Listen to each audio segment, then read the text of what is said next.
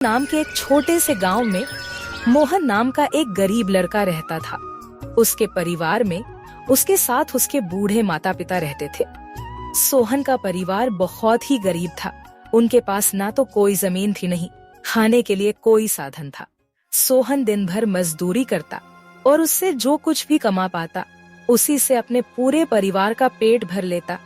यह देखकर सोहन के माता पिता बहुत दुखी होते।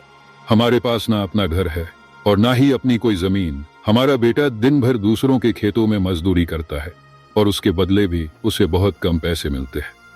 हम दोनों अपने बेटे पर बोझ बन रहे हैं। परेशान मत हो रीमा, हमारा बेटा बहुत मेहनती है, भगवान सब देख रहा है। सोहन ने कभी किसी के साथ गलत नहीं किया, वह ईमानदारी से मेहनत करता है। उसने बचपन से बहुत परेशानियां देखी हैं, पर उसने कभी हार नहीं मानी। एक दिन हमारा बेटा भी बहुत धन कमाएगा और उसकी सारी परेशानियां दूर हो जाएंगी।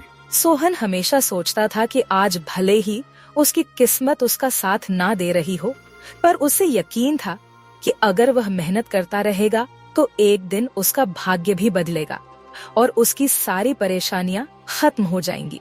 एक दिन सोहन लालाराम जमींदार के खेत पर काम कर रहा था। लालाराम पास के एक पेड़ के नीचे बैठा था। सोहन अपने काम में लगा हुआ था। तभी उसने देखा कि लालाराम बहुत ही उदास है और गहरी चिंता में डूबा हुआ है। लालाराम को उदास देख मोहन तुरंत लालाराम के पास गया और बोला, क्या हुआ मालिक, आप बहुत उदास लग रहे हैं। मुझे ऐसा लग रहा है जैसे आप किसी गहरी चिंता में हैं। कुछ हुआ है? मुझे बताइए, क्या पता मैं आपकी कोई सहायता कर सकूं।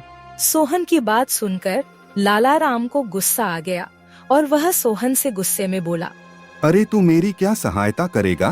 तू खुद अपनी सहायता कर सकता है क्या? अगर तू किसी की सहायता करने के काबिल होता तो क्या तुझे 2 वक्त के खाने के लिए आज मेरी जमीन पर काम करने की जरूरत पड़ती? चल यहाँ से जा, अपना काम कर और मुझे परेशान मत कर। सेठ जी, ऐसा नहीं है, यह सब वक्त वक्त की बात है।